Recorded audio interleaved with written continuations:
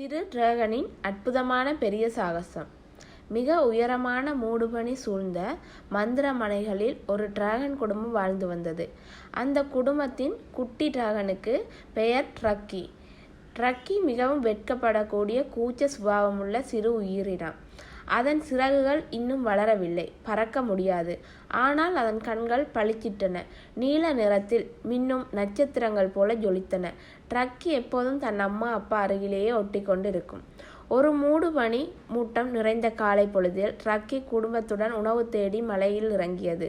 திடீரென ஒரு பெரிய காற்று வீசியது. மூட்டம் அடர்த்தியாகியது. எதுவும் தெரியவில்லை. அம்மா அப்பா என்று ட்ரக்கி கத்தியது.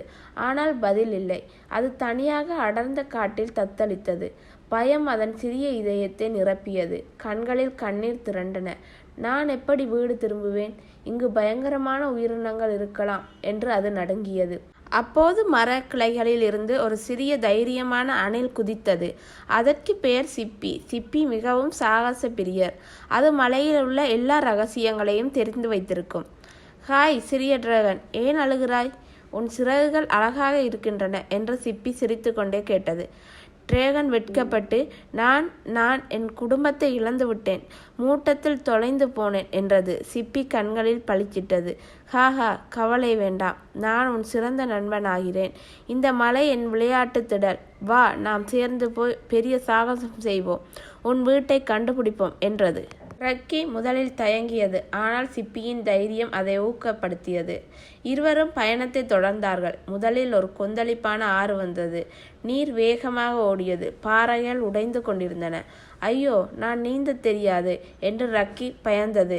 சிப்பி சிரித்தது. பாரு என் மெஜிக்கே என்று சொல்லி வேகமாக மரக்கிளைகளை வலுவான கொடிகளையும் சேகரித்து ஒரு அசத்தலான பாலத்தை கட்டியது.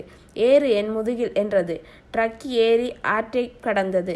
நீர் தெரித்தது, அவர்களை நனைத்தது. ஆனால் அது வேடிக்கையாக இருந்தது. பிறகு அடர்ந்த இருண்ட காடு. திடீரென ஒரு பெரிய பயங்கரமான ஓநாய் முன்னோக்கி வந்தது. அதன் கண்கள் சிவந்த எரிமலை போல் இருந்தது. ட்ரக்கி நடுங்கியது. இப்போது என்ன செய்வது?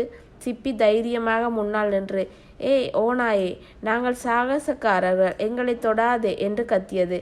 ட்ரக்கி ஆழ்ந்து மூக்கிவிட்டது. தன் சிறிய வாயால் தீயை ஊத முயன்றது. பொம்மை போன்று ஒரு பெரிய தீப்பொறி வெடித்தது. ஓநாய் பயந்து வாளை சுருட்டி கொண்டு ஓடிவிட்டது. வாவ், நான் தீ ஊதினேன் என்று ட்ரக்கி ஆச்சரியப்பட்டு சிரித்தது. முதன் முறையாக அது தைரியமாக உணர்ந்தது. வழியில் அவர்கள் ஒரு மறைந்த குகையை கண்டுபிடித்தார்கள். குகை வாயிலில் பழங்கால எழுத்துக்கள் இருந்தன.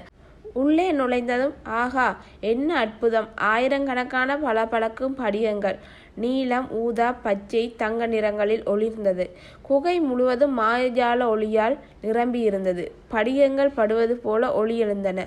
ஒரு பெரிய படிகம் அவர்களை அழைத்து ரகசிய வழியை காட்டியது. இது மலையின் இதயம். இங்கு வருபவர்கள் உண்மையையும் தைரியசாலியாகவும் இருக்க வேண்டும் என்று சிப்பி சொன்னது. ட்ரக்கி ஒரு சிறிய படிகத்தை எடுத்து அதன் கழுத்தில் கட்டி கொண்டது. அது இனி அதன் அதிர்ஷ்ட சின்னம்.